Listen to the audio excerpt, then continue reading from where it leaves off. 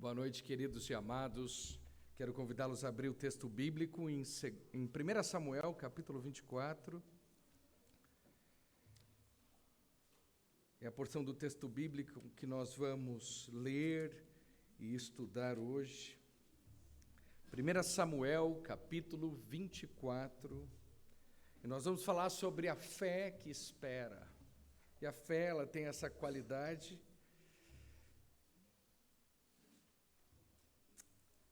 Ela espera. Queridos, antes de adentrar a história bíblica hoje, nós vamos recapitular, afinal estamos voltando para Romanos daqui a algumas semanas. A gente deve fazer mais uma parada no Evangelho de João, fazendo mais um grande trecho do Evangelho de João. Logo em seguida nós vamos para estudar mais uma parte de Romanos, provavelmente já seguindo até o fim da epístola do capítulo 12 ao capítulo 16. Então, já está na hora de a gente começar a esquentar os motores de novo. E eu quero iniciar a história bíblica, a narrativa de hoje, com a epístola de Romanos, capítulo 1. Pois no primeiro capítulo de Romanos, o apóstolo Paulo enfatiza uma verdade muito importante, já no capítulo 1, que as pessoas que negam a Deus não o fazem por falta de evidências. Elas não negam a Deus por falta de evidência. Isso porque não apenas todos os homens e mulheres foram criados para conhecer a Deus, isso está na criação, quando Deus cria o homem para ter comunhão, mas a evidência sobre Deus no mundo criado, na natureza, nos bombardeia isso o tempo todo. Quando a gente olha a ordem do universo, nós olhamos para um Deus que criou todas essas coisas. Por isso, o apóstolo Paulo diz que os atributos invisíveis de Deus, assim como o seu eterno poder, como também a sua própria divindade, claramente se reconhecem. Desde quando? Desde o princípio do mundo, sendo percebidos por meio das coisas que foram criadas. Romanos, ele traz isso para o homem. Portanto, os incrédulos rejeitam um Deus ou a Deus, não porque não o conhecem, mas motivados por uma rebelião moral. E esse é o problema básico que nós precisamos entender. As pessoas que rejeitam a Deus não são porque elas não conhecem a Deus. Por quê?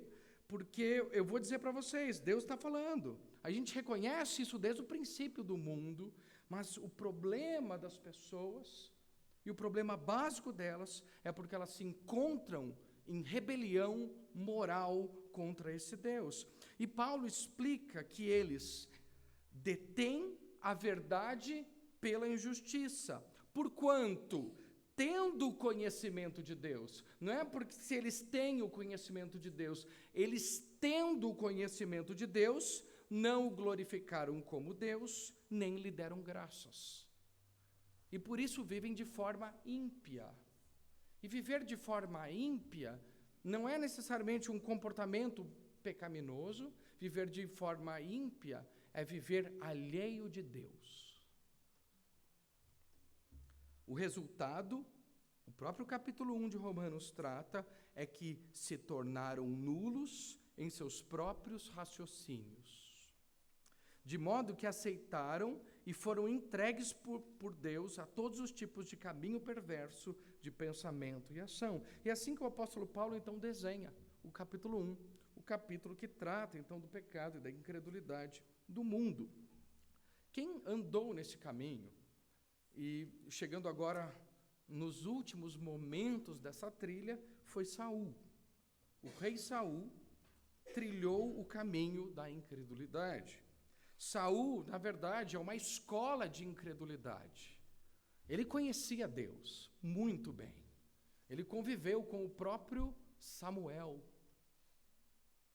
Ele fazia parte do povo de Deus, mas escolheu, durante toda a sua vida, trilhar o caminho da incredulidade. Saul escolheu o caminho da sua própria vontade, em vez da vontade de Deus. Ele é um retrato de todos hoje que conhecem a verdade de Deus, mas suprimem essa verdade. E o cerne da incredulidade é essa. Não é o fato de desconhecer, é o fato de conhecer e suprimir a verdade. É o fato de conhecer e não querer a verdade. Sem dúvida, Saul pensava que, como rei de Israel, poderia adiar as consequências da sua rebelião contra Deus. Assim como o homem pós-moderno hoje se convence de que pode ignorar a Deus, de que pode ser conhecedor do bem e do mal, e reescrever normas milenares de moralidade e sociedade humana, confiando em sua tecnologia, prosperidade, lazer, para viver de maneira bem-sucedida, mas em oposição à palavra de Deus. Saul aprendeu, contudo, que o dia do ajuste de contas pode vir repentinamente, mesmo no que parece ser um momento de triunfo. Em Romanos, Paulo mostrou que a incredulidade sempre tem consequências a serem pagas ao longo do caminho. Saul foi uma ilustração viva desse ensino e continua vivo para nós hoje. Então nós adentramos então nesse dia onde o Senhor vai lidar com Saul e mostrar realmente quem ele é diante dele. 1 Samuel, capítulo 24. Quando Saul voltou de perseguir os filisteus, foi-lhe dito: eis que Davi está no deserto, em En-Gedi. Então Saul tomou 3.000 homens, escolhidos dentre todo Israel, e foi ao encalço de Davi e dos seus homens, nas encostas das rochas das cabras selvagens. Chegou a uns currais de ovelhas no caminho, onde havia uma caverna. Saul entrou nela para fazer as suas necessidades. Ora, Davi e os seus homens estavam sentados no mais interior da caverna. Então eles disseram a Davi: hoje é o dia do qual o Senhor lhe falou, eis que eu entrego o seu inimigo nas suas mãos, e você fará com ele o que bem quiser.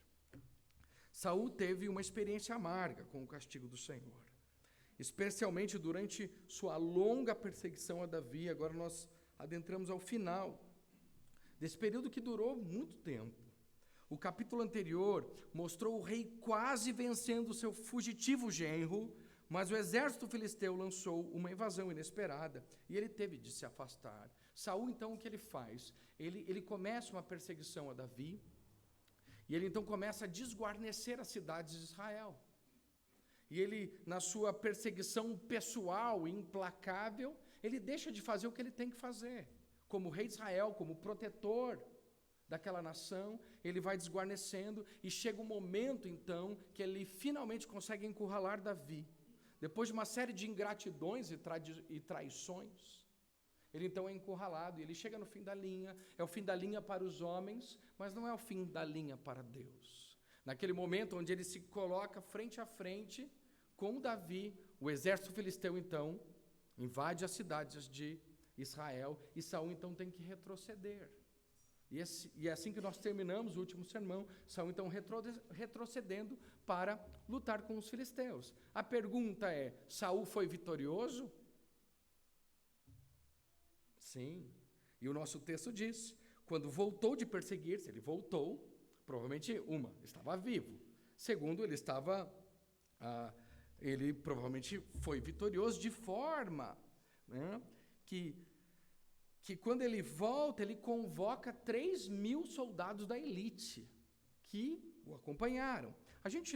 Nós não somos informados sobre quanto tempo foi necessário para Saul derrotar os filisteus, apenas que, quando retornou da campanha vitorioso, provável, imediatamente retomou seus esforços para perseguir Davi. Duas coisas que nós notamos aqui é que, primeiro, isso mostra que nem todo sucesso humano é um sinal do favor de Deus. Ao mesmo tempo, mostra a tolice de Saul, que não aproveitou o momento que Deus estava dando para refletir que o mesmo Deus que deu a vitória para Saul era o Deus que estava protegendo Davi o tempo todo. E ele não conseguiu enxergar isso por causa da sua incredulidade. E você nota isso muitas vezes Deus permite coisas acontecerem para justamente refletirmos a maneira como nós estamos vivendo. Mas é interessante que dentro da incredulidade, o incrédulo volta, então, às mesmas práticas anteriores. Muitas vezes nós adoecemos e falamos, uau, eu preciso parar e pensar na minha vida. Mas quando melhoramos, voltamos às mesmas práticas antigas e pecaminosas.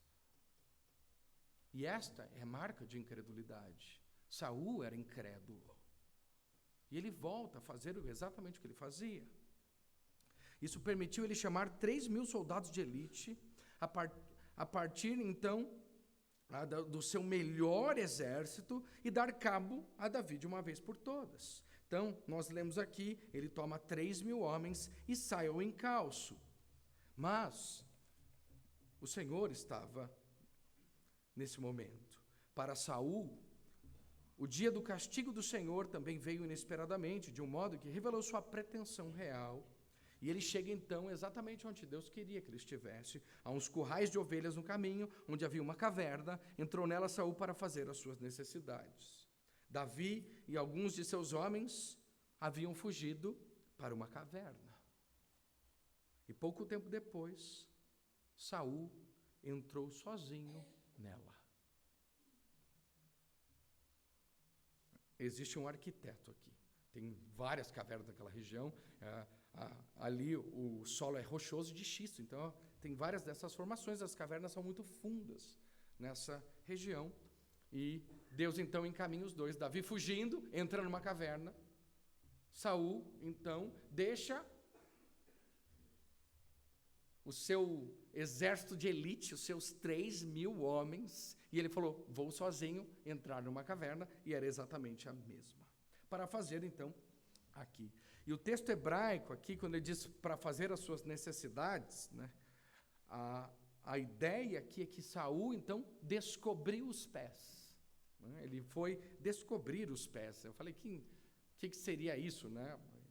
E a maioria dos estudiosos concorda que isso se refere a Saul retirar o seu manto para aliviar, né? Responder o chamado da natureza com privacidade. Não sei o que vocês pensam disso, mas a gente... é horrível. Toda vez que você entra no banheiro, tem alguém que lá bate na porta, né? E fica aquela situação, né? Fala, poxa, não dá, né, gente? E a gente gosta de ter privacidade. E como rei, então, ele usava o seu manto real que ia até os pés. Então, ele precisa retirar o seu manto. E Deus prepara essas coisas. Deus, ele usa o que ele quer. Então, ele tira o manto. Ele deixa provavelmente num lugar e adentra, então, para ali. E ali, Davi e seus homens estavam amontoados. E olha que Davi tinha muita gente com ele, 600 homens. Estavam amontoados como pequenos ratos na escuridão de sua caverna, com as forças especiais de Saul posicionadas logo abaixo. Saul deveria sentir-se muito seguro em sua força. Eu deixei 3.000 homens na caverna. Quem vai entrar aqui? Quem vai adentrar? Né? Quando você tem uma elite de 3.000 homens, os melhores soldados, à porta da caverna. Deus tira o manto dele. Deus deixa ele sem nada. E até mesmo um rei deve responder ao chamado da natureza, como a gente diz. E aí, quem estava ali era Davi e seus homens. E imagino Saul ali, desprotegido, com Davi e seus homens, quando ele entrou, correndo no esconderijo onde eles estavam, e o confiante rei expondo-se não somente aos olhos deles, mas também às suas ávidas espadas. Todos aqueles soldados de Davi eram muito experientes. Os homens mal conseguiam conter o seu prazer, dizendo a Davi, hoje é o dia do qual o Senhor te disse, eis que te entrego nas mãos do teu inimigo, e far-lhe-ás o que bem lhe parecer. Porém, eu preciso colocar aqui, e a gente leu isso, né? Versículo 4, quando os homens então disseram a Davi, hoje é o dia do qual o Senhor lhe falou, né? Eis que eu entrego o seu inimigo nas suas mãos, e você fará com ele o que bem quiser. Parece até versículo bíblico, mas não é, né? A Bíblia não registra nenhuma profecia assim. Nenhuma profecia é registrada dessa forma. Nenhuma profecia da Escritura nos ordena a nos vingarmos nós mesmos. É sempre o Senhor quem dá. É sempre o Senhor quem tira. E considerando o que aconteceu aqui, é provável que os homens simplesmente tenham elaborado uma teologia própria e bem criativa. Isso é um grande perigo, especialmente nessas profecias que nós vemos aqui. Algo que não tem nada a ver com as profecias que Deus já havia dito, do que Deus havia até prometido fazer. Aqui, um dos teólogos imaginou essa cena com os 600 homens de Davi num coro cantando: "Este é o melhor dia de nossas vidas, pois o Senhor o fez." Alguém já viu esse versículo? Dizem que é um dos versículos mais mal empregados da Escritura, né? As pessoas chegam na segunda-feira de manhã e dizem: "Este é o melhor dia das nossas vidas." É meio assim motivacional, pois o Senhor o fez, né? E quando a gente olha para esse versículo, ele está falando do dia que Cristo morreu na cruz pelos pecadores. Não é uma motivação para que nós trabalhemos com afinco nas segundas-feiras e outras coisas.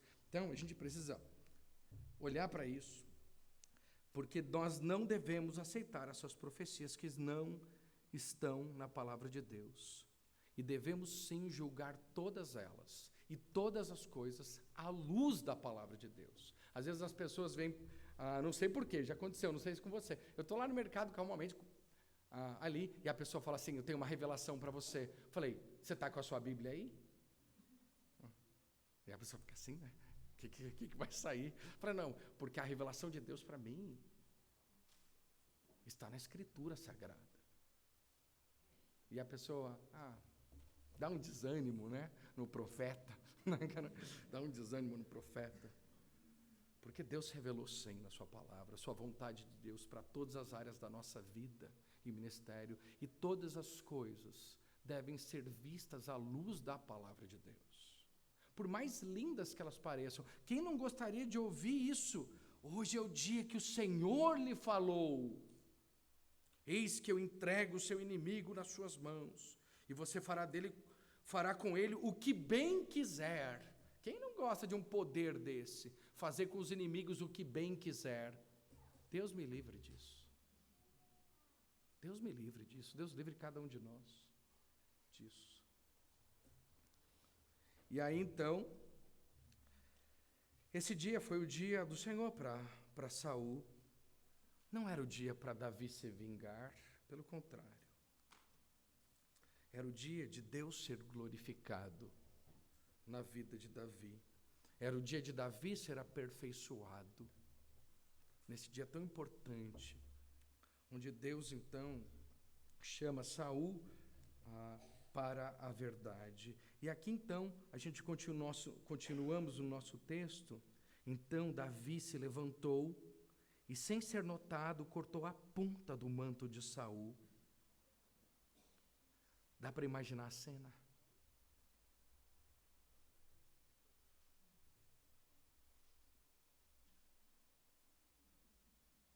E ele vai lá, e ele corta.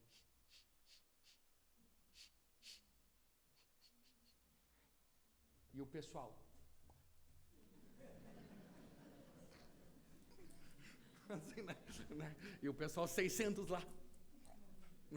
E aí, ele lá corta. E olha a reviravolta. Mas depois, versículo 5, Davi ficou com dor no coração por ter cortado a ponta do manto de Saul, e disse aos seus homens: "O Senhor Deus me livre de fazer tal coisa ao meu senhor, isto é, que eu estenda a mão contra ele, pois é o ungido do Senhor."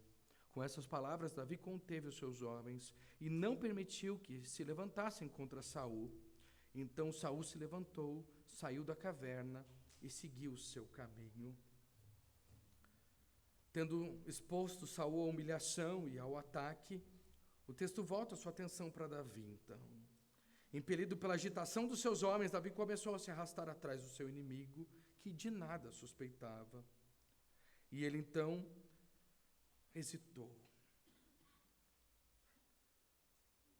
E ele corta então a ponta do manto de Saul. E essa cena é dramática. Ele se levanta furtivamente, corta a orla. E, como nós imaginamos, o desapontamento dos seguidores de Davi quando o viram retornar sem haver derramado sangue. A oportunidade seria perdida. Ele vai perder a oportunidade. E a gente ouve tanto, nessa vida. Gente, não pode perder a oportunidade. A oportunidade é uma só, você tem que aproveitar. Quando as oportunidades vêm na sua vida, a vida é oportunidade. E tem todos esses discursos, mas aqui foi exatamente o que aconteceu. Davi, então, jogou fora a sua oportunidade. Voltou para travar uma batalha de vontades com seus homens, que só podiam estar frustrados pela sua aparente falta de coragem. E é aqui que nós revelamos o coração dele. Um coração diante de Deus.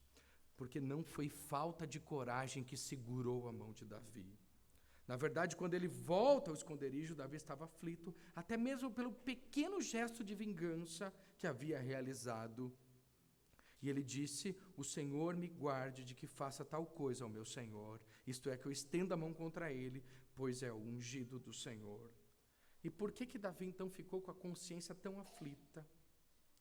E ele sentiu bater-lhe o coração por ter cortado a orla do manto de Saul. E a orla do manto é algo muito importante dentro de 1 Samuel, porque Davi sabia que o manto real era o símbolo da autoridade de Saul como rei de Israel. Vimos isso em 1 Samuel capítulo 15, vocês lembram? Quando Samuel rasgou o manto de Saul como um símbolo de que o reino seria rasgado dele e dado ao teu próximo que é melhor que tu. Então, Saul, naquele momento onde ele desobedece a Deus e ele implora para Samuel, ele se agarra em Samuel e Samuel se vira, o manto é rasgado, ele diz: o seu reino foi rasgado. E foi dado a alguém melhor do que tu. Davi conhecia isso. Então, ele entende isso. Então, em vez de congratular-se pelo fato de ter poupado a vida de seu incansável perseguidor, Davi se afligiu com o fato de que, tomando uma parte do manto de Saul, estava, na verdade, em rebelião contra Deus. Porque era Deus quem tinha colocado Saul ali. Ele não podia rasgar o reino e tirar de Saul. Ele não podia tirar o manto de Saul. Isso não cabia a ele. Davi sabia que Saul não permanecia no trono por acaso, mas pela vontade soberana de Deus. Considerando a situação da perspectiva de Deus, Davi lembrou que Saul ainda era o ungido do Senhor, de modo que lutar contra o rei era lutar contra Deus. Certo dessa convicção, Davi não apenas explicou aos homens, mas insistiu com eles para impedi-los de causar dano a Saul. E com essas palavras, Davi conteve os seus homens e não lhe permitiu que se levantassem contra Saul. Ele poderia ter concordado com os homens que Saul havia sido colocado à sua mercê, mas ele não cedeu. E nós temos aqui caráter e integridade. Integridade como o aspecto mais importante de Davi diante de Deus. Geralmente, como é o caso aqui, e a gente tem isso em várias partes da Escritura, Deus testa seus servos para revelar o verdadeiro estado do coração deles. E quando Deus faz um teste com alguém, não é porque Deus não sabe a resposta, mas é porque nós não sabemos a resposta. Os testes não são importantes para Deus, os testes são importantes para nós. E Deus faz isso para revelar o nosso coração, como nós estamos andando. Às vezes o que é revelado não é muito bom, às vezes o que é revelado é muito bom. Quando Deus olha para Abraão, talvez, nem Abraão sabia da sua fé. Deus então revela a fé de Abraão e diz: vai, entrega o seu filho, sacrifica o seu filho em holocausto. Sabe? E Abraão obedeceu. A gente tem várias dessas histórias da Bíblia. Do mesmo modo, né, quando Jonas chegou a Jope, ele encontrou um barco que ia para Tarsis já no porto. Porque às vezes o barco levava meses, né? Para preparar uma viagem de barco, era semanas ou meses. Mas ele chegou lá e o barco estava lá. Deus não estava facilitando sua rebelião, mas revelando a sua infidelidade. Revelando o coração dele.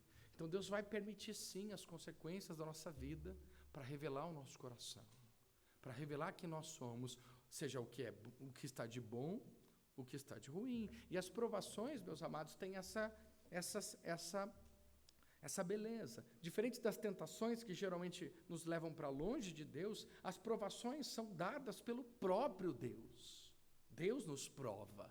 E Ele faz isso para que nós possamos ser perfeitos e íntegros, em nada deficientes. É onde Deus revela a nossa vida. É onde Deus prova o nosso coração e onde nós aprendemos quem nós somos. Então, a provação é algo importante. E isso nos traz a aplicação muito simples de que quanto mais você aprender, mais provações você vai precisar passar. Para que justamente você coloque em prática aquilo que Deus está fazendo na sua vida. Do mesmo modo, Deus nos testa, permitindo a oportunidade, muitas vezes até de se afastar e pecar, para nos mostrar a verdadeira condição do nosso coração e para nos aproximar dele em busca de, muitas vezes, perdão, força e proteção. Deus permitia, o seu povo se afastar, justamente para que eles pudessem compreender quem era esse Deus que nós servimos. Um outro teólogo disse que, e aqui a gente deve olhar, que uma porta aberta não é em si mesma a prova da vontade de Deus. E isso é muito importante, porque aqui, segundo a teologia dos 600 teólogos ali, eram 600 teólogos dizendo, tem uma porta aberta aqui. Deus me abriu uma porta. Não necessariamente. Que as portas abertas são provas da vontade de Deus. A vontade de Deus é o que Deus revelou na sua palavra. Isso tem que estar muito claro para nós. As circunstâncias não necessariamente moldam a vontade de Deus, mas é Deus quem molda as circunstâncias conforme a sua palavra. Na providência de Deus, as circunstâncias não substituem o princípio que Ele revelou em sua palavra, a Bíblia, por mais vamos assim dizer, bênção que isso pareça. Agora, pare um momento e considere o quanto esse teste foi severo para Davi. Arthur Pink, leitura obrigatória de todo teólogo, né? Ele comenta o seguinte, imagine a situação de Davi, se coloca na pele dele, era um golpe com a sua espada, não era 2 nem 3, não era uma luta, era um golpe de sua espada, e ele sobe ao trono. Um movimento. E ele sobe ao trono. Adeus, pobreza. Não é? Ele estava morando lá no deserto, fugindo, né? Onde que a gente vai tomar água? Não sei. Era um desespero. Adeus, pobreza. Adeus, vida de animal perseguido. Reprovações, desprezo, derrotas, traições, ingratidões cessariam. Agora, ele adentraria a era das adulações, triunfos, riquezas. Mas aqui, na pele dele, Davi faz o sacrifício da fé. O sacrifício de uma vontade humilde, sempre esperando o tempo de Deus. A fé espera o que Deus nos dá. A fé não se apropria daquilo que não é, do que não vem de Deus. A fé espera em Deus. E às vezes a nossa tentação está demorando, tem um caminho mais curto. Tem, gente? Tem, pergunta para Satanás, né? Ele sempre tem um caminho mais curto para você. Sempre, sempre. Você está difícil? Satanás tem um caminho mais fácil. Mas a fé espera em Deus. E a gente precisa aprender isso. Porque a maioria dos erros da nossa vida está ligado à incredulidade.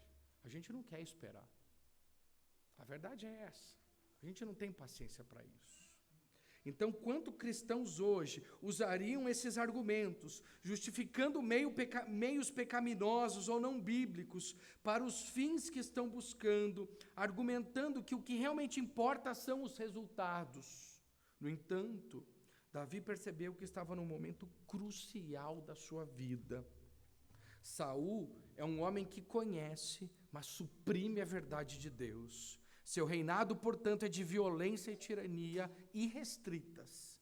Tão forte era a sua agitação interior que ele literalmente andava carregando sua lança, com a qual podia impulsivamente golpear a qualquer momento. E esse é um retrato de Saul. Ele está sempre com uma lança na mão e sempre atirando em alguém. Ele está sempre pronto para matar. E às vezes essa lança era direcionada para o próprio filho Jonatas. Davi, ao contrário, não apenas conhece Deus, mas faz da palavra de Deus lâmpada para os seus pés e luz para os seus caminhos. O resultado é um domínio próprio que é praticamente impossível para qualquer outro tipo de homem.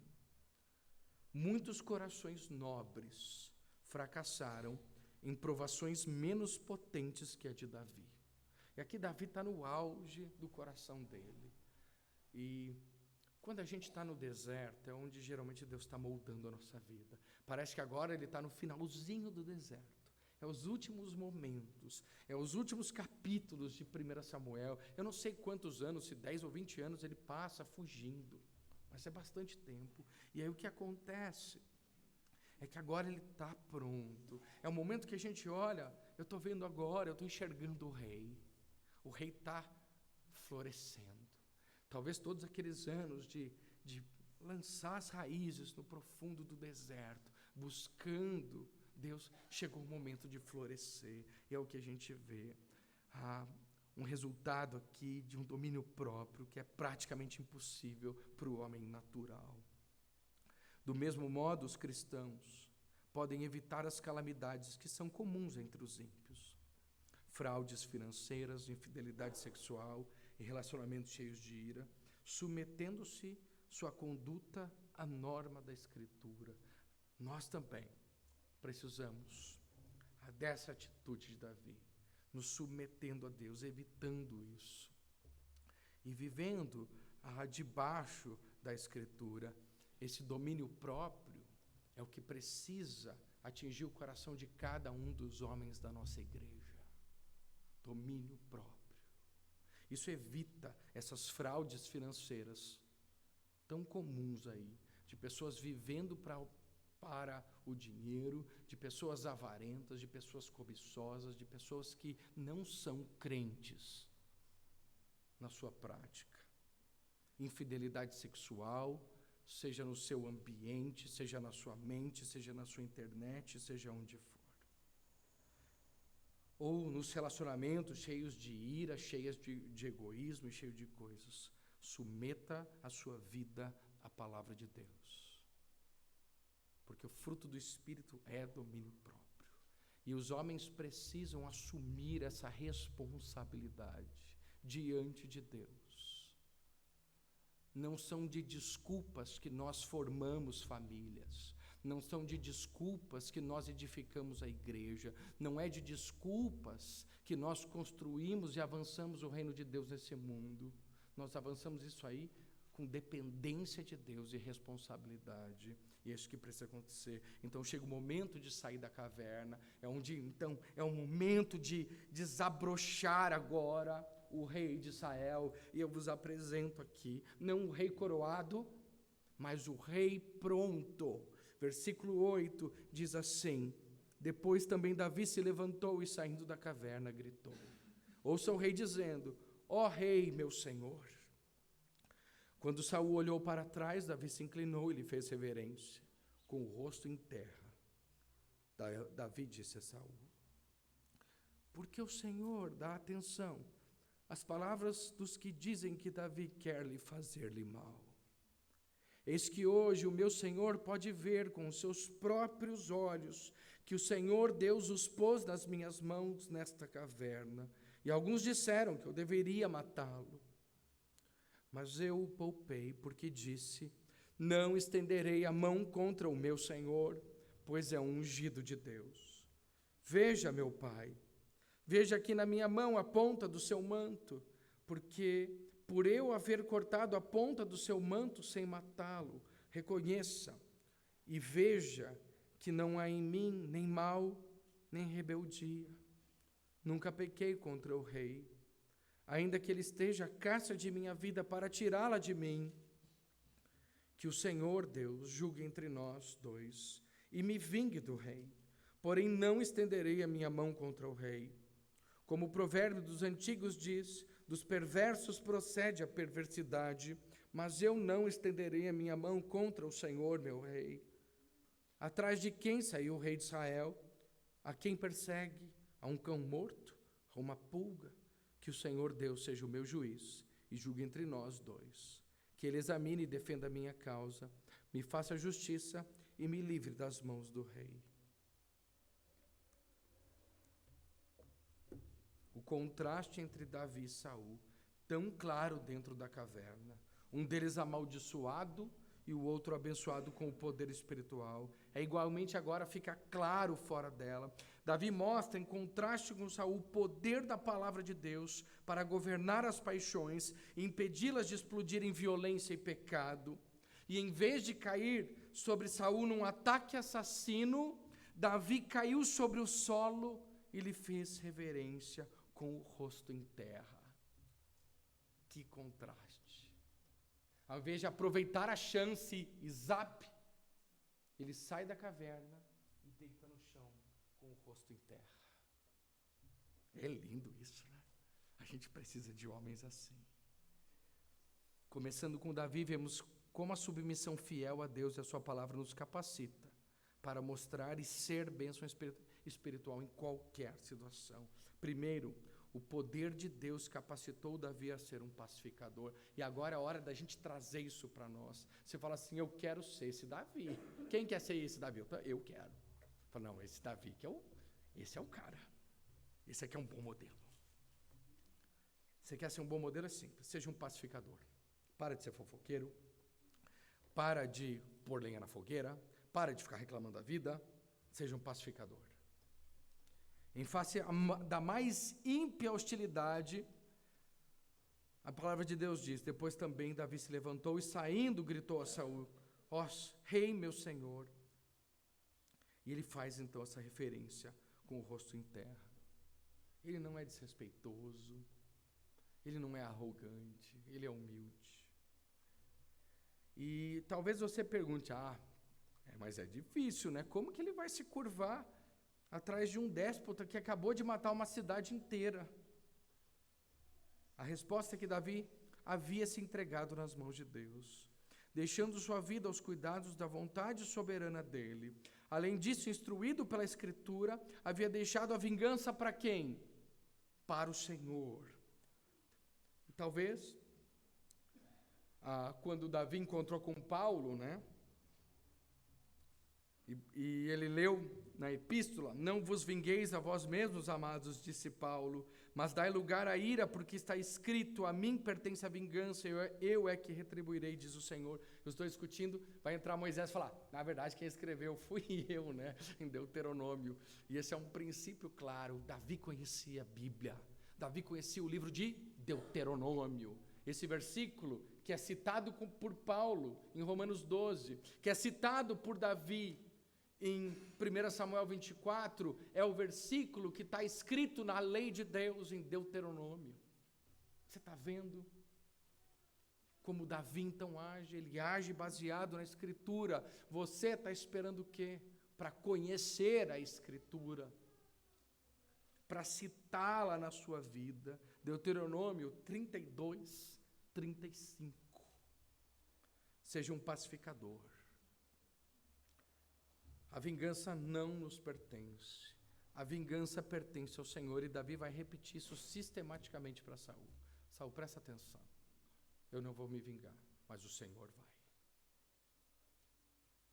E ele diz, segundo aqui: homens e mulheres que vivem em sujeição à palavra de Deus, são capazes de mostrar sua boa vontade a todos os outros. E é aqui que a gente se torna realmente cristão. Vivemos em uma sociedade cada vez mais dividida em tribos e facções, com cada um isolado pela hostilidade dos outros. A gente vive num mundo extremamente hostil. As pessoas são egoístas, narcisistas. Vivendo de acordo com a palavra de Deus, os cristãos devem ser como Davi, que demonstrou a Saul que seus motivos e intenções eram amigáveis. Davi provou ser um homem de princípios piedosos e, assim, virtualmente, o único tipo de pessoa em quem se podia confiar que não fizesse o mal, mas apenas o bem. E é assim que devemos ser nós como crentes. Nossa fidelidade, nossa lealdade, nosso domínio próprio e amor devem nos indicar como aqueles poucos em que se pode confiar quando integridade é o que mais importa. Eu lembro quando eu perdi minha eleição para diretor, e Deus acabou me levando pela primeira vez como diretor de escola, e eu fui vice-diretor, há uns anos para frente, e o diretor chegou para mim e falou assim: Ari, e olha, João, você sabe que eu não levo jeito para a coisa, né? Você vai ser o financeiro da escola. Ai, eu falei: diretor, e eu não sei nada de financeiro. A administração não é minha área, eu sou um diretor pedagógico. Ari, escolhi você porque você não vai roubar, cara. E é o meu nome que vai cair, né? E eu falei: uau, né? Tá bom, então, se você quiser, né? E ele era professor de matemática, né? Então a gente ficava lá, Juliano querido, muito paciente comigo naqueles anos. Mas uma coisa ele podia saber: eu não ia roubar. Eu não ia colocar na nota o que não era devido. E ele falou: é por isso que eu escolhi você. O mundo precisa de gente assim. Não gente como Ari, mas gente honesta. É ou não é? É gente que está disposto a pagar preço. Dizer: eu não vou fazer isso.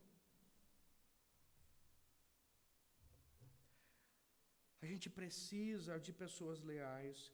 Assim deve ser com todos nós, e essa ênfase desempenhou uma parte importante na defesa dos cristãos da igreja primitiva, contra a calúnia dos pagãos. E aí, como que os cristãos responderam à calúnia? Vários pagãos acusando os cristãos de pôr fogo em Roma, de acusado de várias coisas. E Tertuliano, vocês conhecem o Tertuliano? Cara, gente finésimo, um apologista, ele disse assim, e ele pôde afirmar claramente que os cristãos eram os mais leais, pacíficos e confiáveis cidadãos de César, de modo que apenas impulsos loucos e autodestrutivos podiam buscar a morte deles. E ele escreveu ao imperador, eu vou ler a carta de Tertuliano, dizendo o seguinte: na realização de nossas boas obras, não fazemos qualquer exceção de pessoas, pois as fazemos por causa de nós mesmos e buscamos obter a bênção de aprovação ou a recompensa não do homem, mas de Deus.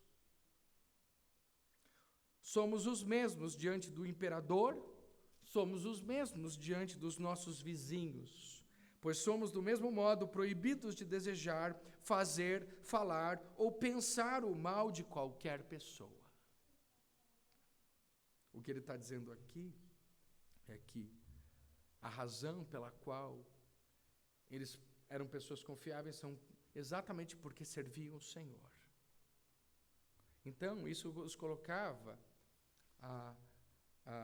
de forma distinta de todos os outros. Ele não queria agradar o chefe, ele não queria agradar o fulano, não importa, o serviço que você faça, todos, seja na mais alta posição, seja na mais baixa, todos têm um chefe no cristianismo, que é o Senhor. Isso vale para a gente hoje? Sim ou não? Então, você respondeu sim. Nós precisamos afirmar isso hoje. Segurando o pedaço do manto de Saul, Davi tinha uma prova material que dava testemunho de sua boa vontade e fidelidade. Cada cristão deve se perguntar que prova de boa vontade pode apresentar diante dos seus vizinhos, colegas de trabalho e até mesmo dos seus inimigos. Terceiro, Davi mostra como os crentes podem respeitosamente repreender o pecado em nome de Deus. O fato de sermos humildes não quer dizer que a nossa guerra contra o pecado alivia. Pelo contrário, ele diz, o perverso vai fazer perversidade. Ele joga isso na cara de Saul. O perverso vai fazer perversidade. Ele confronta Saul. Ele declarou, julgue o Senhor entre mim e vingue-me o Senhor a teu respeito. Porém, a minha mão não será contra ti. Davi foi sábio em fazer sua repreensão depois de provar a sua paz e boa vontade, tendo anteriormente falado com humildade para amolecer o coração. Mereceu a consideração de Saul quando agora expressou uma reprovação piedosa. E ele então conclui a sua notável missão diplomática, recorrendo ao Senhor para sua segurança e sucesso. Seja o Senhor o meu juiz. E julgue entre mim e ti, e veja, e pleiteie a minha causa, e me faça justiça, e me livre da tua mão. Quando os crentes se veem em disputas e desacordos, devem se lembrar que seu apelo à justiça de Deus os obriga a agir cuidadosamente em obediência à palavra do Senhor. Paulo aconselhou, irai-vos e não pequeis, não se ponha o sol sobre a vossa ira. Esse é um princípio que os cristãos devem aplicar a toda situação, para que sua integridade glorifique a Deus e promova a reconciliação de seus oponentes. Em outras palavras, quem quiser ganhar a sua vida, perdê-la, e muitas vezes a gente vai perder, pessoal. Está disposto a perder com os homens para ganhar de Deus? A primeira vez, agora voltando, quando eu fui candidato à direção, muito jovem ainda, e eu tinha que fazer campanha, essas coisas de ser candidato à direção. E eu lembro que eu já era um pastor na época, e eu tive a pastoral indo de casa em casa dos alunos no bairro, dizendo, não vota no Ari porque ele é pastor. Ele é um pastor e coisas assim, ele é evangélico, E era um bairro que tinham poucos evangélicos. E o que aconteceu foi que chegou o dia da eleição e na contagem, vocês já sabem quantos votos eu ganhei? 2 votos, Um meu, outro de não sei quem, E eu perdi a eleição de lavada, que eram 600 votos, Eu ganhei 2, Eram 600 votos válidos, Eu acabei ganhando 2. 2 meses depois, Deus me chamou para a direção da escola. E foi o próprio diretor que falou, Ari, você não caluniou, você ficou tranquilo, então eu vou te chamar para ser o meu diretor auxiliar. E 1 mês depois ele precisou sair, eu acabei assumindo a direção. Então a gente nunca sabe como Deus vai fazendo as coisas e a maneira. O importante é que sejamos fiéis ao Senhor. O texto nosso termina hoje com as palavras de Saul dizendo o seguinte: esta é a sua voz, meu filho Davi. E Saul chorou em alta voz. Então disse a Davi, você é mais justo do que eu, pois me recompensou com o bem, enquanto eu o recompensei com o mal. Hoje você mostrou que me fez o bem, pois o Senhor me havia posto em suas mãos, e você não me matou. Porque quem é que encontra o inimigo e o deixa ir sem fazer-lhe mal? Que o Senhor lhe pague com o bem por aquilo que fez por mim no dia de hoje. Agora tenho certeza de que você será rei, e de que o reino de Israel se manterá firme na sua mão. Portanto, jure pelo Senhor que você não eliminará minha descendência, nem apagará o meu nome da casa de meu pai. E Davi jurou a Saul. Este foi para sua casa, mas Davi e os seus homens foram ao lugar seguro. E agora, finalmente, Saul passa a faixa. Sabe, cara? E ele entrega a faixa e ele próprio reconhece. Saul aqui reconhece a fidelidade de Davi. E ele mesmo testemunha o que Davi fez. Concluímos então, na caverna de En-Gedi, observamos Davi num dos mais elevados pináculos espirituais de toda a sua vida. E eu quero dizer para você, note aí, leia aí atrás, fez uma grande diferença para seu futuro, que ele tivesse honrado o Senhor durante o seu tempo de provação. Talvez você não está no tempo de provação, ou talvez esteja. Quem aí está? Não, fica aí. Mas aproveita esse momento, porque é ali que Deus mostra o caráter. É no momento da provação que Deus, então, é honrado na sua vida e é onde a gente cresce. Do mesmo modo, é importante para nós que passemos nos testes de fé que Deus coloca diante de nós. Encare as provações como vindas da parte de Deus, pois em muitos casos, especialmente você, seminarista, nossa futura utilidade para o Senhor pode depender disso.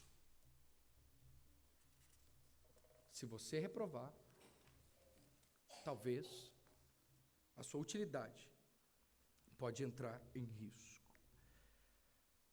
E claro, a grande motivação para nós hoje, pensando sobre Davi no seu misericordioso autocontrole em relação a Saul, somos lembrados do maior e mais significativo exemplo do texto que nós lemos, que é Jesus Cristo.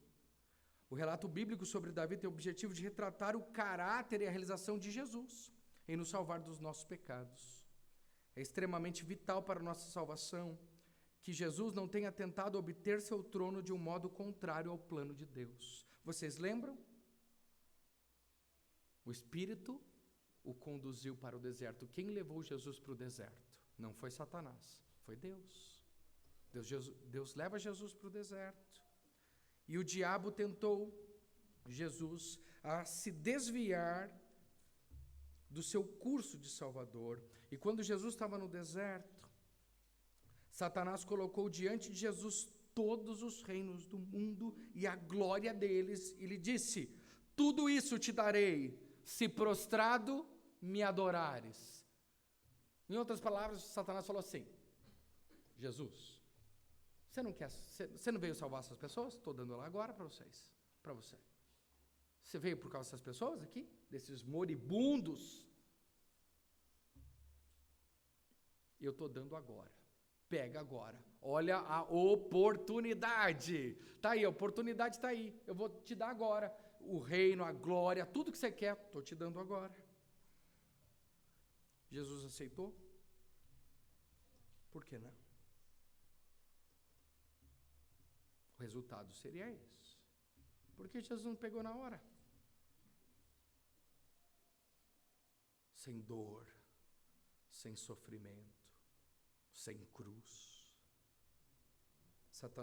Satanás ofereceu a coroa sem cruz. E esse é sempre o falso apelo de Satanás ao povo de Deus. Pegue o caminho mais fácil. Pegue o caminho mais curto. As tentações é igual a o caminho mais curto e mais fácil, entre aspas. Ele poderia ter argumentado que os meios empregados não fariam diferença. O resultado é o mesmo. E os fins justificam os meios, certo? Não, né, pessoal? Aí, vocês estão comigo, incrível. Então, vamos lá. E a diferença disso veio na nossa própria salvação. Jesus sabia que a própria natureza do seu reino estava em jogo. E apenas realizando a obra de Deus, do modo de Deus, Jesus receberia verdadeiramente a recompensa de Deus para si mesmo e para nós, seu povo. Últimas perguntas. Coloque toda a sua atenção agora. Você é tentado a buscar a coroa da salvação sem a cruz de uma vida governada pela obediência à palavra de Deus? Você é tentado a querer buscar a viver um cristianismo desligado da Bíblia? Segunda pergunta, você é tentado a justificar meios pecaminosos ou mundanos porque os resultados externos virão com mais facilidade?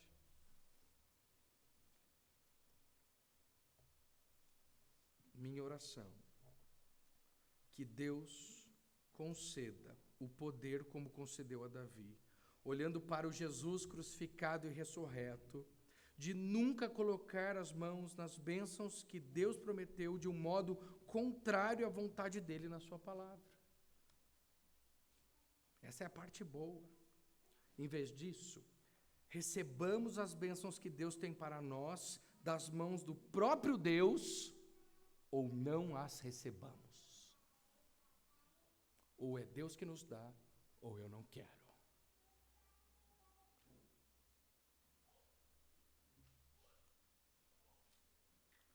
Vamos ler? Eu vou ler. Recebamos as bênçãos de Deus, que Deus tem para nós, das mãos do próprio Deus, ou não as recebamos. Nós vamos permitir que Deus opere na nossa vida dessa forma. E Ele vai fazer isso no tempo. Não é o seu tempo, é o tempo dele. Mas não se preocupe, porque a fé espera. Vamos orar.